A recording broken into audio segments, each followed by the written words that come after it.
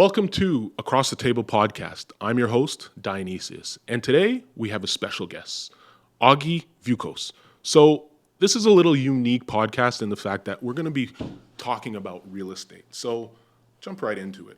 Ogi, if you and I met, we've obviously met before, but if you and I met at a bar and I asked you what you did, what would you say? I would tell you that I live the dream, and that's what I do. Okay. But a part of that dream is that I help Canadians and American and European investors acquire real estate in Mexico in a very easy way. So it's a seamless process that I created for them to help them live the dream that I live. Okay. So maybe to get back to that one sentence, one sentence, yeah. It's I sell dreams, and those dreams become reality. Okay. Nice. As I mentioned, you and I go way back. Full disclosure, you're married to the wife of a very good friend of mine. Yes. And Not to his wife, to his sister. to his sister. Yes. You weren't always in real estate. No. And specifically Mexican real estate. So walk me through that transition. How did that happen? And a little backstory there. Yeah, so I originally, after graduating from university, I started working in a federal government, and I worked there for almost 20 years, Okay. Wow. Also in executive positions. Okay. But at the same time, when I started my government career, I started to invest in real estate. Okay. And I bought my first apartment as soon as I... Locally here in Ottawa? Locally here in Gatineau. Okay, got it. Yeah. And then when I met Daniela, who's my wife now, she had... Hey, Daniela. Hey. She had acquired a house in Finley Creek. Okay. And then things became more serious in between us. And then we bought an apartment together. Okay. And all of a sudden, within like a year, we had three properties in our portfolio. Yeah. And then we got married and wanted to have a family. Then we bought a house, and that's how this real estate story started for us. Okay. And for as long as I can remember, with good friends of mine, I have been talking about real estate, about, hey, it would be amazing if we could have a building. Hey, imagine if we build here. Look at the lake in Mont Tremblant. Look at this piece of land. So all my conversations were leading to talk about real estate and the opportunities of real estate. Okay. So not just necessarily buying real estate, but development as well. Developing real estate, and that is still a dream for me that I do want to accomplish, and I'm looking. Every step that I'm taking right now is for that. Okay, yes, nice. We talked about the Mexico. That's your focus right now. So for someone who's never been, walk me through a day in the life in Mexico where you work, like where you are. So the important thing, like just for the audience and everyone that's gonna listen to this podcast, I live in the state of Yucatan, in the capital called Mérida. Okay. It's a city in the Yucatecan Peninsula, 20 minutes away from the ocean, from the beach, and it is the second safest city in all of America. Okay. That has a population that is above 500,000 people after Quebec City. Okay. So I will answer your question, and let's have this. Okay. Before I get started, I hear it. How many languages do you speak? I speak 4 languages. Okay. So my mother tongue is Serbian. Okay. When my parents immigrated to Canada in '95, and I was 11 at the time. We lived at that time was called Hull. Yeah. Now it's all Gatineau. So the first language that I learned here was French. Okay. Then English was kind of, I learned English very late I learned English in my 20s. Okay. Because I was like in a French environment. School was in French. I did not learn English till my 20s, and actually, my wife will always say that she fell for my broken English, right? I made her laugh. Nice. So, and then I learned Spanish I learned Spanish. Daniela, my wife, she's Mexican, and she always spoke to our kids in Spanish. So I got to understand Spanish, I would say, to 80% before we moved to Mexico. And I was able, when I got there, I was able to get around, like to ask for things like, I couldn't get lost. I could, simple things, order food, go to stores and ask simple things, but not to have a conversation as we're having right now. Yeah. Then the thing that I did is, I remembered coming to Canada. Number one thing, if you do not know the language of the country that you're living in, it could be very difficult, especially for what I wanted to do. I did not go there to retire, well, kinda, but we'll get to that as well. Okay. But I went there to start a new life and we had a chance to start over. And maybe to tie everything up what we talked, the real estate is what got us and permitted us to be able to live this dream that we are living now. Because we kind of sold a lot of our real estate at the peak in 22. Okay. And now we had a chance to, probably people from my former colleagues are going to watch this. But I had a chance to do something that I really love and I'm passionate about. You can hear it in your voice. So now the real estate got us there, and for me, it was important to learn the language because I know if you, once I got there, there's tons of expats, okay? So you can get by never learning Spanish, having friends, spending your days with foreigners. Now, is that specifically to where you are, or would you say overall? I would say Southeast Mexico. Yeah. It is like that. Okay. But I didn't want that because I wanted to learn more about the culture. I wanted to integrate myself, and without the language, that was impossible. So the first thing I did is I had private classes 3 times a week for 2 hours, and then I looked for Mexican friends. So I wanted to speak Spanish. Yeah. So I started playing soccer in a fully Mexican team, where at the beginning, I would like to explain a play or something that we could do. I was like, but I couldn't. I realized, okay, now it's no longer una cerveza por favor. Now you need to talk a little bit more, right? So I put myself in this position where, again, I went from, and I think what helped me is that at 11 I learned French. So at the beginning, you're learning language, you're making mistakes, whatever. Then English was later. So for me now, picking up another language and making mistakes, I don't care. Right. What I want is that you and I can have a conversation and you understand what I want to say.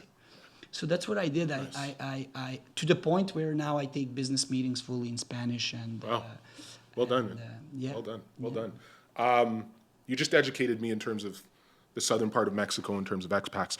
What would you say are some of the biggest myths associated with Mexico? I'll get to that. Yeah. Let me just get back to the life in Mérida. Okay. I think this is an important, I think it's going to uncover some myths and it's going to make people discover what life in Mexico is. Okay. So, and one thing that I sell is not, and I always tell people, and it is the hardest part to sell. It's easy to say, look, this is a beautiful home, has granite counters, has marble floors, has a huge pool. That's easy to sell. Anyone can do that. And the hardest thing for me when I talk to, because my clients are 99% foreigners, it's to sell the lifestyle. Okay? And I can tell you a little bit about the lifestyle that I live there. One difference in between, I would say, North American lifestyle in Mexico is the time that you have for yourself, for your family, quality time that you spend. So, and I always call it, there's the American dream. In the American dream, you will acquire everything, all materials that you can, but you won't have that much time to enjoy all of that.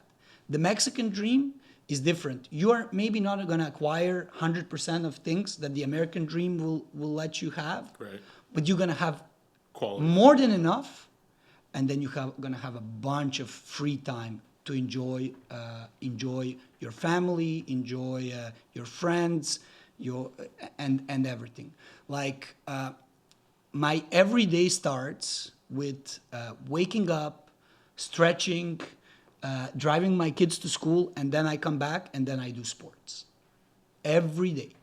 So, and that's not just for me. I live in a gated community, and that gated community, and we'll get to that, is not for security reasons, is more for luxury reasons. And I do live, when I said I live a dream, I'm gonna be honest, I do live a luxury life there. Okay. At a very good cost. Okay. So I start my day by going to the clubhouse. Our neighborhood has a clubhouse, so I'll either go to the gym, I might play tennis, I might play paddle with friends, I might be swimming, and everyone from the neighborhood, not everyone, but a lot of people from the neighborhood will come to the clubhouse in the morning to exercise, and that's where you're networking, talking with people, and all of that. And this is where the American dream, you'll wake up and go to work as soon as possible, where in the Mexican dream, well, you're gonna wake up and take care of your health, let's say. So what I'm hearing is, I guess, would that be a large community gathering without really creating it? Just people just coming in, working out, doing their thing, and that fosters the community feel? Yeah, that's what will be, and that's where you create contacts, right? And then kind of you finish, you exercise for 2 hours, you go have a breakfast, I have coffee with my wife, we talk, have breakfast, shower, then I go to work. Okay? And I do that all the way until I have to go pick up my kids. So yeah, I do sometimes when we have clients, I have to sometimes I work 10 hours per day, but my days are usually not, I get to do everything that I need to do in those hours. And then the quality of life and services that you can afford there is incredible. I mean, the only tool that I have in my house is a screwdriver. Okay, like again, I'm gonna be fully transparent. I do not do anything over there. Like I have someone that comes washes our cars every Tuesday. So this is not just car washing. They detail your car. They spend 3 hours there for 2 cars. They're usually 2 or 3 guys with tip that cost me $20. Okay, then we have a cleaning lady that comes twice a week. She works for about 6 to 7 hours. Cleans the entire house. My driveway when she leaves smells like lavender. And she costs $25. Okay. There's a pool guy, there's the gardener, there's all these services that are available to you that are affordable, right? So then all of a sudden you are spending more quality time. Okay. You're less stressed because, okay, let's be honest, who loves to wash their car? Right? Maybe you like to wash it in May when the spring is there and you're like, okay, I'm going to wash my car, but after, do you want to wash it every week? No. And you don't have time. And then those become, so chores disappear in Mexico. Okay. And then then obviously the weather, the gastronomy, everything is more affordable. The weather, we're talking about, the weather is nice. Mérida is sunny 350 days in a year. Okay. So all of that builds a quality lifestyle that, and sometimes at the beginning I was calling friends, because I was excited about my new life. I just realized that I was no longer stressed, that the stress levels dropped. Right. First I said, okay, this is because I see sun every single day. It's sunny. And we just, I think before we got here, we were talking about the weather and how like it was to me. Now it's the 3rd summer I come to spend here in Canada with family and friends, and I was saying, okay, people say it's been hot, and I've been saying this is the best summer ever I spent here. Like I've been here for 5 weeks. Yeah. It rained like for 3 days. It was sunny every day, and I'm like, wow, it was great. And I took advantage of that to do things that I don't do in Mérida, like the bike paths here that are beautiful, and you can go bike forever. And so I'm like, so all of that, the first the weather and everything else, the chores that disappeared, and now you're spending time with your kids, and you don't have things at the back of your head. Oh, you're present with your kids because you're not worrying about, exactly. Oh, I got to clean the car. Oh, I got to cut the lawn. I got to get dinner ready. I got to do all those things, type of things. And I have to say this, and we'll close this question with that, is obviously it's a different culture, right? Like, even though it's a different culture for my wife as well. Like, she was born in Washington, she lived in Canada almost all her life. Now it's first time for her living in Mexico. It's you're no longer going on vacation, right? So, and I'm happy this happened to me in the first weeks, and this is where I realized, okay, I need to adapt to Mexico. Mexico is not going to adapt to me. 140 million people are not all of a sudden say, oh, maybe we should live like Ogi, you know? No, they're, you know, so you need to adapt. And what happened, it's funny. There's a gardener in the neighborhood, and I asked him to come cut my grass. And he told me, ahorita, which means right now, in a bit, you know. So, and you gotta get the ahorita term is the funny one, because everyone says ahorita in Mexico. All it means is that they will do it. Maybe they will, maybe they will not, but usually they'll do it. When? The ahorita, which means like in a bit, it's not in a bit, I can tell you that. So I don't know where I went, and I called Daniela and I said, hey, the gardener is going to come to cut our grass. And she's like, oh, okay. So whatever. I go to grocery shopping, and I don't know. And I come back and I'm like, oh, where was Juan? And she's like, oh, he didn't come. So he doesn't come that day. I see him the next day. I'm like, hey, Juan, you didn't come to cut our grass. He's like, oh, I'm going to come this afternoon. Long story short, he doesn't come that afternoon. He comes the next day and cuts my grass. And I said, like, did I need to be stressed that he did not cut my grass on Tuesday, but he cut it on Thursday? What did really happen in my life? So here in North America, like Mexico is North America, but I want to take United States, Canada. We expect things to happen when we want them. Right. Like, I need this right now. Yeah. Well, no one's going to die. You need to relax a little bit.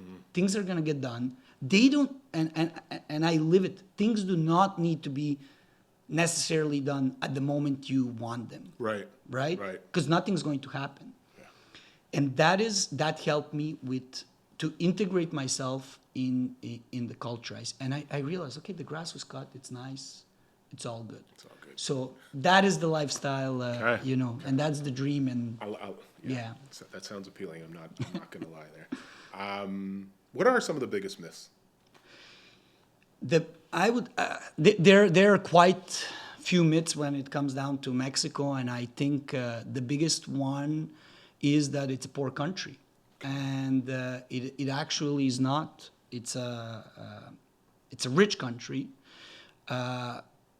Closing 2024, Mexico was the 11th economy in the world. It's a big country, and there's a lot of people. Yes, there's poverty. Let's not lie. There's people that are poor there, but happy, and I can tell you about that as well. They are happy.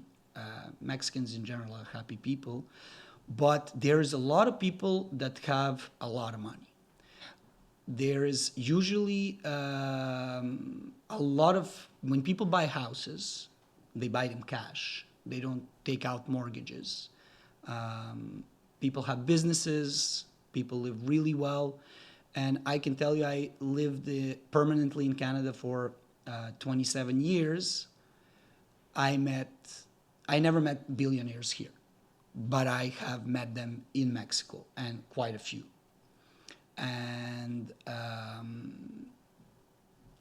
so that's the biggest myth. And then that myth continues where everything is maybe better here than there, and that is not true. Okay. Like, just if we talk about hospitals, okay, healthcare.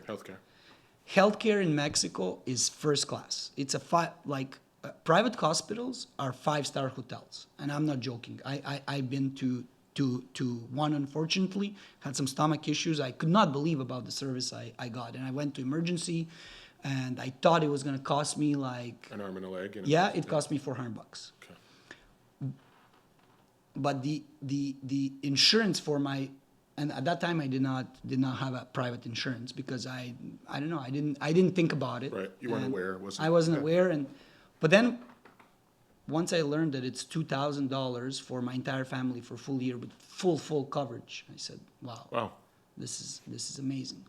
So I think that's the biggest myth, that things are that Mexico is poor, that everything is not of quality, or worse than here, or in other what we consider developed countries. Now, on a side, is this something you educate your clients on as foreigners in terms of the process when you're working with them? Yes, Okay, absolutely, okay. absolutely. So, and this is the thing, like, I do believe that small details make the big difference at the end. And how I got into real estate, we knew going there that we were gonna do something in real estate. We just didn't know what exactly, and we wanted to take some time off. It was an opportunity for my wife and I to, kind of semi-retire at 37, and we wanted to take that opportunity. That did not last too long, but it was a time that we took to reflect on what is it that we want to do. And like, this is probably the most time I spend in my life, like, having conversations with myself. Hey, what is that I want to do? What is it where I differentiate myself from other people? And that's a really interesting conversation to have with yourself. Right. Because you cannot do that. You're going to say, okay, I'm going to take a weekend, I'm going to go to a cottage somewhere, I'm going to think about this, and I'm going to come back on Monday and I'm going to Have an answer. No, it takes months of reflection. And for me, it was really, I was always good with numbers. Okay, so I thought, okay, I'm good with numbers. Maybe that's something where I could use that, leverage that. And I said, no, that's a skill that you can acquire. You can hire someone to do that. No, that's not a thing. Numbers, forget about the numbers. And then one thing that I said, it's like, I really know a lot of people, and for me to make a contact is just a second nature for me. To strike a conversation with a complete stranger in the street and spend an hour talking to them, I can do it at any point. So I said, okay, this is like, I know a lot of people, and this is something that I have a big network, and I love this. Like, to me, I can speak for 10 hours a day, right? So I said, okay, this is what I need to leverage, because and everything, I think, after that, like, now artificial intelligence is way more developed than 3 years ago when I was having these thoughts. And I think, like, the future is this social skills. Right. That's where the future is. So yeah, the machine might be able to sell you things, probably will, but it's going to be I think people that will be able to have high social skills, be able to talk with other people. I think that's where we're, maybe in 10, 15 years, that those are the people that are going to have yeah. I get the question often enough, and I think part of it is the increase that we see on social media with the appeal of Mexico. Hey, I'm in Mexico. This is my lifestyle. It doesn't go in depth to it. Me as myself, I'm a residential mortgage broker. I focus only in on Canada. Walk me through, like, what would be the process? So I come to you and I say, you know what? I'm ready to buy. My family and I are ready to buy a property or land. Like, what does that process look like? And how is it different than Canada, the US? Yeah, I would say it's very different. Okay. Because now it's global real estate market, and it's very different. Let's say you lived all your life in Ottawa and you want to go live in Barrhaven. You know everything about Barrhaven. Right. Now someone's just going to help you find the right house. Okay. Now you're going to a country that is foreign to you, city that is foreign to you, culture that is foreign to you, everything is foreign to you, and that's the biggest challenge for buyers. And that's where we come in to bridge that gap in between what their dream is, where they are right now, and to make that happen. Okay. So everything's about the destination for me, right? So first of all, they need to like the destination. They need to like the culture. Once they see that and they love the place, then we talk about their real estate needs. So what are their real estate needs? Are they retiring and they want a luxury house? Are they investors that want to use this 2 months a year? Or are they they want to have a long-term investment. What real estate product is the right one for them? Okay. So that's kind of where we start. And obviously explaining this lifestyle a little bit, not a little bit, in depth. And I try to keep it as short as possible. And I'm sure we're going to come back to that. But it's to understand the destination, try to explain the culture also, and show them the benefits. Not everything is a benefit, let's be honest, right? There's no perfect place on the planet. There's some things that work better here than there, and vice versa, right? So then once we understand their needs, and I think it's super important, and I think like you're in business with, you're a mortgage broker, and what I see is people want to sell you a product instead of listening to what you want, what you need, right? And it's to understand people's needs and then help them get there, and give them the right information at the end of the day, right? I might like a certain thing that you don't, and vice versa. Yeah. So that's probably the number one step. Then what we really do and what we focus on is, okay, you like the destination, maybe it's Mérida, you want to be in Yucatan, maybe it's the Riviera Maya, you're younger, you want to go to Playa del Carmen, you like Tulum, so we establish that. Then and now we have a real estate property that you're looking for. Then the third thing is to work with reputable developers. Okay? We, Square Capital, the company where I'm a partner, I have a Mexican partner who's a lawyer. In our inventory, we have like 400 properties. Okay? We do not sell 400 properties to foreigners.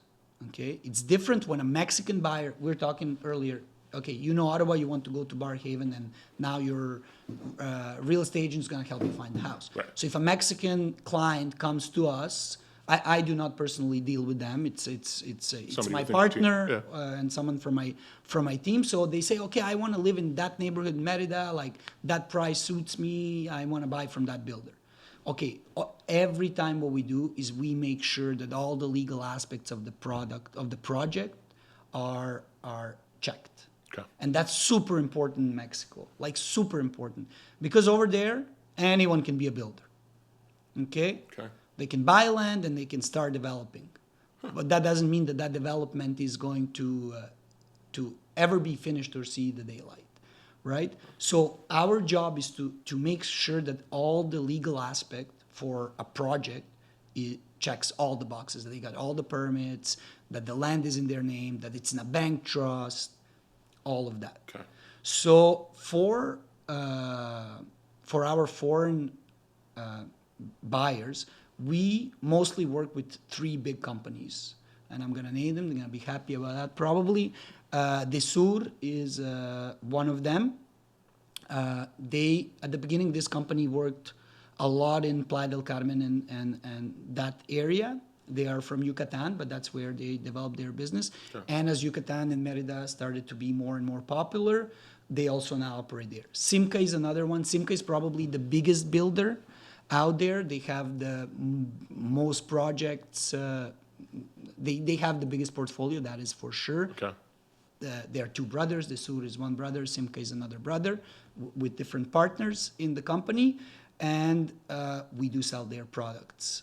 And the third one is Boma. Boma is a sister company from Immobilia, and Immobilia is the biggest developer in all Latin America. They are on the stock exchange market. They are a public company. And Boma is like a sister company where it's a private company, and they develop. Okay. So these are kind of the 3 companies we work with, and with those 3 we cover all the segments of what a buyer can do. Okay. So and then we take them, right? We take them to see the properties, explain everything, and then there's the whole legal aspect of when you purchase. That's one of the things people are, myself included, would be worried about, is like legal protection. You kind of touched on that, but I guess what does that entail in terms of, we work together, I'm giving you money. You had mentioned that, sometimes it goes in a trust, and what does that look like? So the good thing is that to be owner in Mexico within 50 kilometers from the coast or 100 kilometers from a border as a foreigner, you need to buy the property through a bank trust. Okay. Okay, so a bank trust has a fee.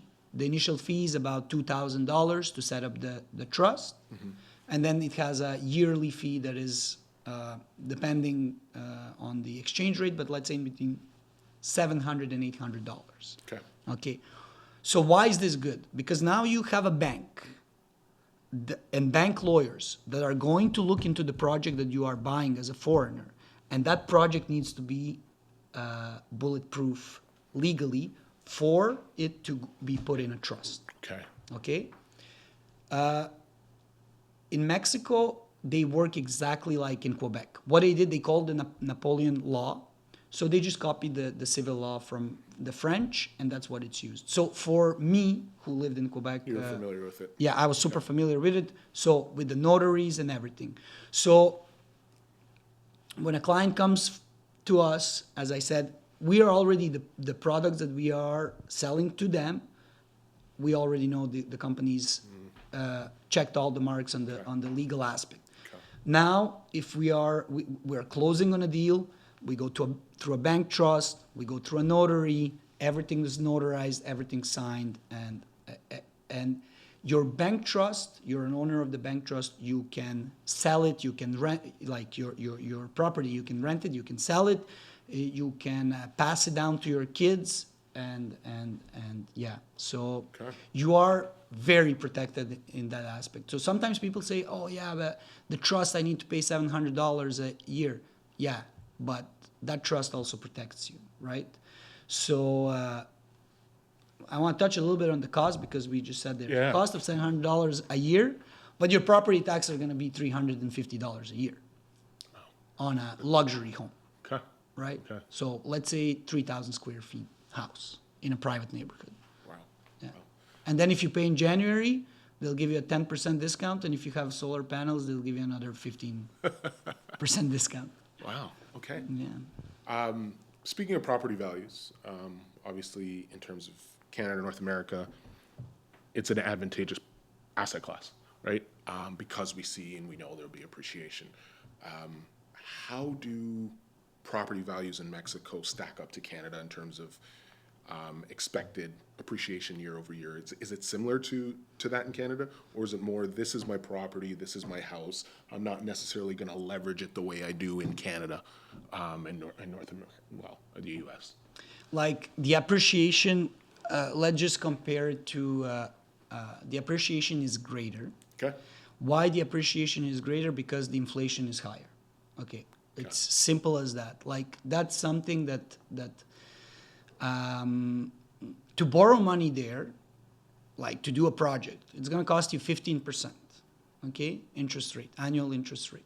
Okay. So think about it. Now someone is borrowing money at 15% to make a project, to make a profit, right? So, and the bank, if you just put the money, if you take your money, put it in the bank, you have a 10% annual.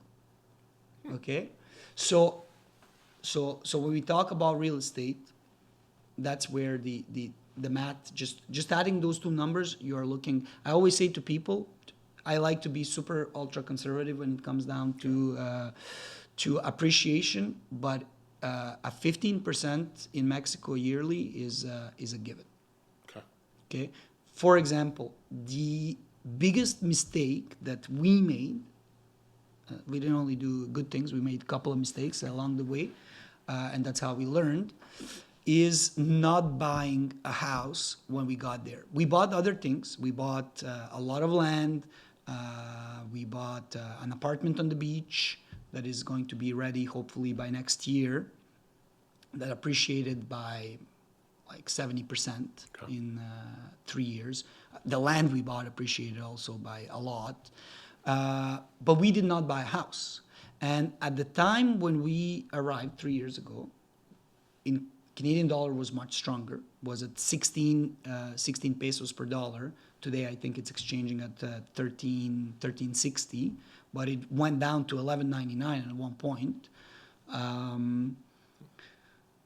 At that time, we could buy a house, 3,000 square feet house for about $275,000, like luxurious home. Okay, now Canadian or US? Canadian. Okay. Canadian, yeah. And now today we're looking at like, for that same house, we are looking at like closer to 400,000, you know. Okay. And some houses, like I remember we were in a neighborhood, it was a townhouse, but like a big townhouse. I think it was around just a little bit under 200,000. And that almost doubled, Wow. you know. So this is to give you the appreciation. But do people leverage their homes as much as in Canada to go get credit or things like that? No, I did not see it. Okay. Not as much as here. That's for sure. That's for sure. Yeah. Okay. You spoke a little bit about parts of Mexico. What are the hotspots for investors right now, would you say? I would say Mérida and the Yucatecan coast is the hot spot. So, you know, Jeff Bezos said that. He said that when you're in business, you want to get. It's like surfing. I'm paraphrasing him. So it's like surfing. You want to be on your board before the wave comes. If you are waiting for the wave to come and then you try to get on the board, well, you're probably going to fall off, right? So I would say that Mérida, we are not at the beginning of the wave, but we are still at the early stages. And the Yucatecan coast, I would say we are at the beginning of the wave, right? And how do we see that? So 3 hours from there, we have Playa del Carmen, Cancun. Everyone in Canada is familiar with that, with Tulum, right? Playa del Carmen was established only in 1998. By 2014, it was the fastest growing city in the world. Wow. Okay, and now when we go to Playa del Carmen, it's a fully developed city. Okay, Tulum was only established in 2008. By 2016, was the fastest growing city in the world. And now in a span of 2 years, you had two cities in Mexico that are 30 minutes from each other that were the fastest growing cities in the world. So what happened? There was a strong demographic growth in that area. Let me backtrack. I would call that like when we're talking about hotspots and investment, it's a two-step investment that I look at. First, it's supported by the demographic growth. Okay. And Mérida right now is the fastest growing city in Mexico. Okay, in terms of its demographics. Okay. And then what happened in the Mayan Riviera is that then you had the high tourism. And then those two things were a perfect combination for real estate to take off. To take off, okay. Right? So to close on the tourism part is 3 years ago, Cancun had 3 terminals. Then they built a 4th terminal that had a capacity of the terminal 1, 2, 3 together. Wow. Okay? And they went from having 17 million tourists a year to 29 in 2 years. 2 years. Wow. In 2 years. Wow. Okay? And now we have an international airport in Tulum. So now we're going to wait for stats to see. Do I know what those numbers are? What those numbers are. There's an international airport in Mérida. When we got there, they had international flights from Houston, Miami, and Toronto. Okay. And now it's from almost 10 cities in the world. So, and also, the important thing in real estate is to say, follow the money. Okay? What we are seeing there is the big government investments in infrastructure in Southeast Mexico. So, unlike Ottawa. Yeah. The highway was completely revamped from Mérida to Cancun. It's a beautiful highway. It takes you 3 hours to get there. The fast train was built It's called Tren Maya, Mayan train. The 20 minutes from Mérida is the closest beach. It's called Progreso. It's a town. Progreso that has a boardwalk that they copied exactly Ocean Drive, exactly, and they built that. The government built that. Why did they do that? Is they wanted to have Disney cruise to come to Progreso. And one of the demands of Disney was okay, you need to renovate this boardwalk. So the government did. Now, it's the longest port in the world. Wow. Yeah, the port of Progreso is the longest port of the world. I think it's 10 or 11 kilometers long. Wow. Yeah. And so, as you can imagine, the cargoes that come there, there's a lot of cargo and trucks and everything. All that was going through Progreso, through the streets of this town and damaging the streets and everything. So now what the government did is now all those trucks are going to get out of the port and connect directly to the highway. They're going to pass above the town and going to connect directly to the highway. And then the fast train Maya is going to come somewhere, I'm not 100% sure, but let's say no further than 10 kilometers from the port. And this is what we are seeing nearshoring, we're seeing foreign investment. Heineken just invested billions of dollars. They are building their biggest brewery in Latin America in Mérida, in Canacín, maybe 15 minutes from where I live. So Mérida is the hotspot. Oh, it is? Okay. Yeah. So in terms of investors, when they're buying properties, they look for those decisions that you just made, right? The governmental infrastructure, the private firms that are coming in like a Heineken. In your opinion, if I were to invest in Mérida, would it be a short-term Airbnb or would it be beneficial or more advantageous for like a long-term? Because those are the questions that I hear often. It's like, well, do I buy something, hold, or am I getting a short-term Airbnb? Like what's the best ROI for an individual in Canada who says, you know what, I want to be in Mexico long-term, but I know not right now. How would you, if I came to you and said that, how would you present that to me? Okay, let's play that scenario and let's say that you had a budget and money was no problem. Okay, can we do? Okay. Well, no. Let's use your experience. Like, what would you say is the average that someone comes to you and says, I have, $100,000, I have $250,000, I have. What is it like? What would you say that is that average? I'm gonna tell you that most of my clients buy land. Okay. Okay, and if you and these are people our age. So what happens is that first, it's a good investment. Buying land is good because God ain't making any more, and you're not going to lose money investing in land. Right. Okay. So now let's just explain a little bit investing in land in Mexico, because it's different. Because when I started selling that concept here in Canada, it was super foreign to people, and they did not understand it. What a developer does in Mérida, they develop a neighborhood. They are not going to build houses, okay? They are going to develop the infrastructure in your neighborhood. So it's all about the amenities that they are going to build in that neighborhood. Okay. I'm going to speak about a specific one. It's called Hacienda Quictail. Okay. And this is a neighborhood where I'm going to build my house. Okay. Okay. So what does the builder do? They pave the streets. They build parks, maybe a little bit like what the city does here, but in a private gated community. Okay. And now they build a clubhouse with amenities. For example, in Hacienda Quictail, you're gonna have a restaurant, you're gonna have a bar, you're gonna have a daycare, you're gonna have a teens club, spa, soccer field, multiple paddle courts, tennis courts, 7 different parks throughout the project. Each phase, it's 600 lots, and it's divided in 7 phases. Each phase has a huge park.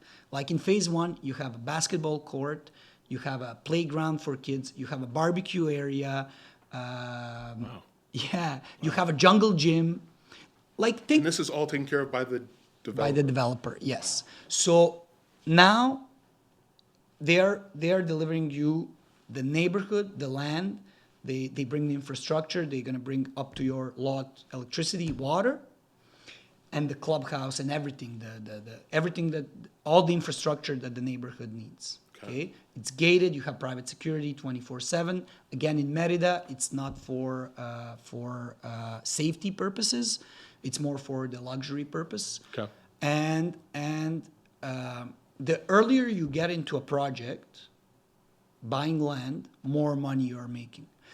When they start selling land in, like, there's always, project starts with friends and family. They are barely or maybe not even covering the cost of what it's going to cost them. So, but they're not going to, it's going to be a limited, like, let's say they're going to sell 20 lots or 25, 40, depending on the size of the project. So the earlier you get in the project, the more money you make. And depending on the project, but let's say always, when they sell 10 lots, the price is going up by at least 5%. Okay? And this is how they ensure that the value of their investors is growing. Obviously, once the neighborhood is developed and it's ready for people to build their homes, now that's where land is worth the most. Okay? So 80% of my clients do this, and I do this as well in there, because I saw people in Mérida, like when I got there, yes, there's a lot of foreigners, but there's also like Mexican foreigners that came to live in Mérida. So Mérida, maybe what put Mérida on the map is in 2019, there was the first time it was by CEO World that the safest cities in the world were ranked. And like people in Mexico looked at the study and they saw Mérida and they said, wow, Mérida. They all know, okay, it's in Yucatan, whatever.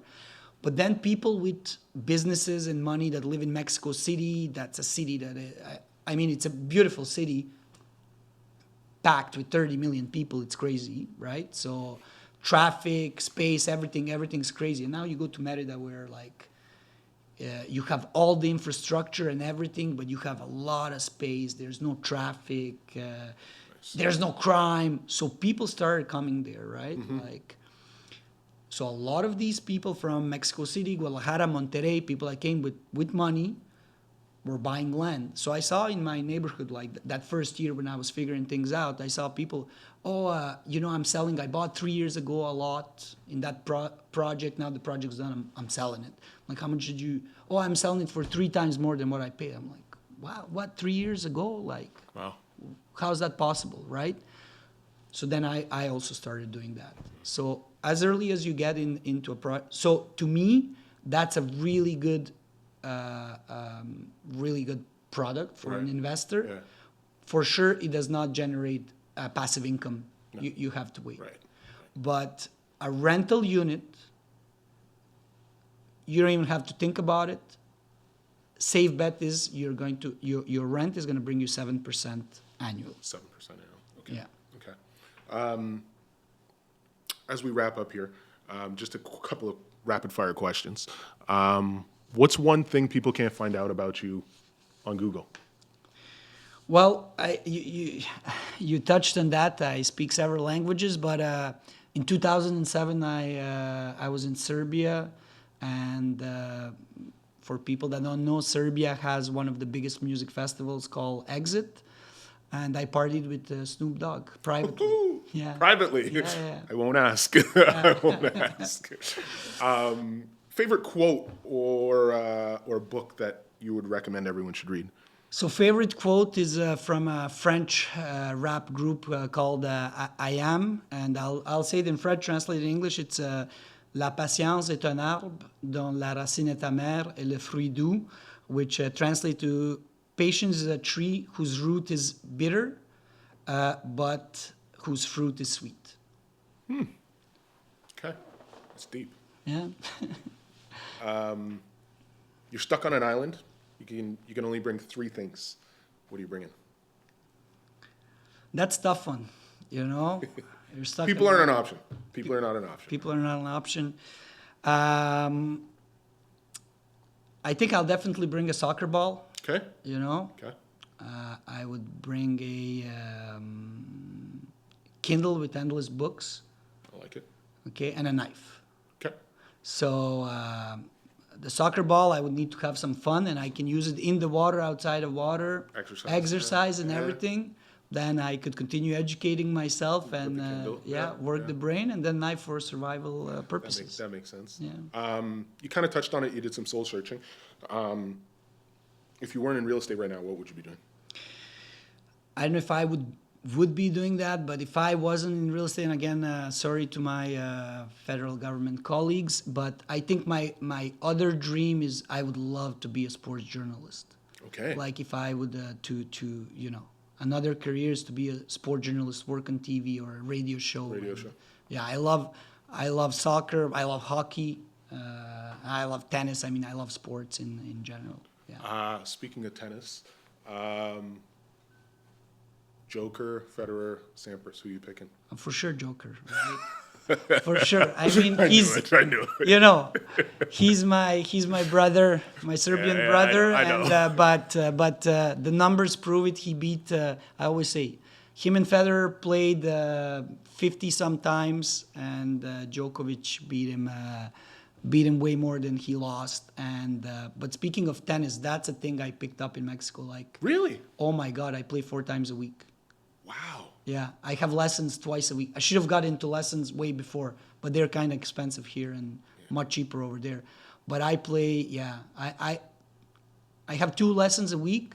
I play for sure 1 match, sometimes 2. I go to tournaments. Okay. Yeah, Nice. have a lot of fun playing tennis. Selfish question here. What are the golf courses like? There is not a lot, but there's good. One project, which is made by Immobilia. It's the most luxurious project in Mérida. It's called the Yucatan Country Club. Yeah. I mean, that's one of the first projects when we were house hunting.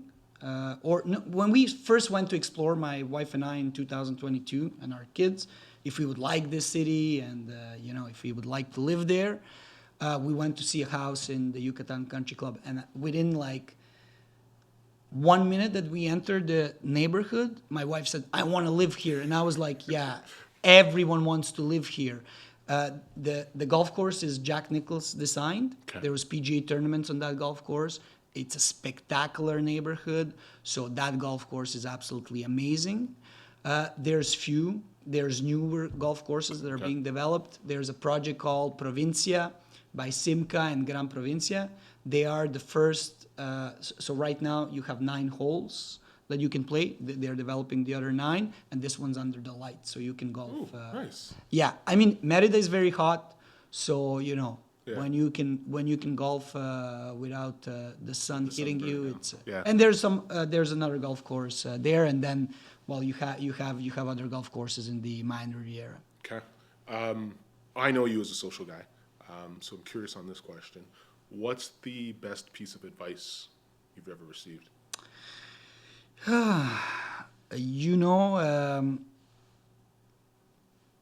Maybe we talked a little bit about this, is invest where the growth is happening, not where the crowd already is. So I would say that, and then trust yourself. I think often trust yourself, and trust your dreams, that's a cliche, but believe in yourself. I think my father always told me, you do not expect someone else to do things for you. Trust in what you can do. Right? So, sometimes you talk to people, friends, family, and, you might have dreams and they tell you you dream too big, but I think that any person, if they put their mind to it, can achieve great things. Nice. I agree with you. Knowing what you know now, is there anything you do differently? Yes, many things. Many things. I can tell you that one thing that I would do, and I every week I talk with my kids about this. I would start a business way earlier in my life. Okay. First of all, probably at university. I think if there's younger audience that's going to listen to this, or their parents are going to listen to this is what I would say. When you're in university and you have friends in university, start a business together. Okay? If it fails, who cares? Right. You know? And if it doesn't, well, you are 100 steps ahead of everyone. I agree. Yeah. Because what is your risk at that time? You don't have family, you don't have kids, you don't worry about too many things. And this is the time, like, you're maybe careless at that age, you're gonna take more risk, but that can pay off. It will pay off, yeah. Right? So that's something that I would do if knowing what I know, that's what I would do. And I tell my kids every week, I don't care what you're gonna do in life. Like, my parents were very strict, like with my sister and I, we had to go to university. Okay? There was no question about not going to university. Right. I do not care if my kids go to university or not. What I want them is to get an education in the field that they want to work. So if they want to be, I have a daughter that's in gymnastics. If she wants to open a gymnastics club, well, she'll need to go finish to be in sports education, in training, and to get the education that she needs for that. And what I tell them every week is, have your own business, okay? And take all of these smart kids and make them work for you and make them make you money, okay? So that is one thing that I would do. Maybe, and I think we are not educated about that at all. Not here, not in Mexico, not anywhere. Right. You know, I think the educational system is made for us to study, learn how to work, and go work, get a job. Right. Okay?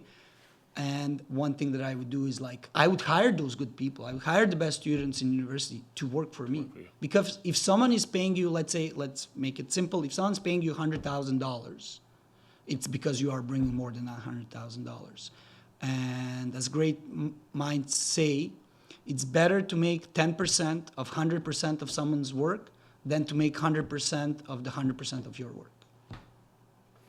That's a good one. That's a good one. We'll leave that there. So where can people find you? They can find me, the easiest way to find me, it's on WhatsApp. Okay? If WhatsApp would go down for 3 days, Mexico would collapse. Okay? Everything's done by WhatsApp. So that is the easiest way. My Canadian number is 819-328-8664. We'll leave that for our guests. Yeah. And by email, augie@squarecapital.mx. And I also have my Mexican phone number. So those are the easiest way to find me. Yeah. Augie, thank you. Thank you for giving us some light, and I enjoyed this. Yeah, me too. I enjoyed this. All right, we'll see you in the next one.